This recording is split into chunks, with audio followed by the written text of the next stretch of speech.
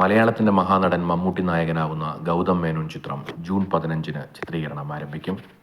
തെന്നിന്ത്യൻ താരം സാമന്തയാണ് നായിക. മമ്മൂട്ടിയും സാമന്തയും ആദ്യമായി ഒരുമിക്കുന്ന ചിത്രത്തിൻ്റെ ചിത്രീകരണം ജൂൺ 15-ന് ചെന്നൈയിൽ ആരംഭിക്കും.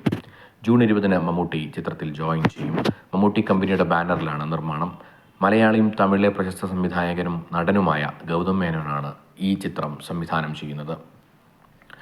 മമ്മൂട്ടിയും സാമന്തയും ഒന്നിച്ചു ചേരുന്നു എന്ന പ്രത്യേകത കൂടി ഈ ചിത്രത്തിനുണ്ട്. നവാഗതനായ ഡിനോ ഡെന്നിസിൻ്റെ രചനയിൽ സംവിധാനത്തിൽ നവാഗത സംവിധായകനും ഡെന്നിസ് ജോസിൻ്റെ മകനുമായ ഡിനോ ഡെന്നിസ് സംവിധാനവും രചനയും നിർവഹിച്ച ബസൂക്ക എന്ന ചിത്രത്തിൽ മമ്മൂട്ടിയും ഗൗതം മേനോൻ ഒരുമിച്ച് അഭിനയിച്ചിട്ടുണ്ട്. സിനിമയിൽ ഒരുമിച്ച് അഭിനയിച്ചില്ലെങ്കിലും ഒരു പരസ്യചിത്രത്തിൽ മമ്മൂട്ടിയും സാമന്തയും ഒന്നിച്ച് അഭിനയിച്ചിട്ടുണ്ട്. കാതൽ സിനിമയിൽ മമ്മൂട്ടിയുടെ അഭിനയത്തെക്കുറിച്ച് സാമന്ത പോസ്റ്റിട്ടിരുന്നു. മമ്മൂട്ടി സാർ, നിങ്ങൾ എൻ്റെ ഹീറോയാണ്. ഒരുപാട് കാലത്തേക്ക് ഈ പ്രകടനമുണ്ടാക്കിയ ആഘാതത്തിൽ നിന്ന് പുറത്തു കിടക്കാൻ എനിക്ക് ആവില്ല എന്നതായിരുന്നു സാമന്ത കുറിച്ചത്. അമ്മ വഴി പാതി മലയാളിയായ സാമന്ത മലയാള സിനിമയിൽ അഭിനയിക്കാൻ കാത്തിരിക്കുകയായിരുന്നു.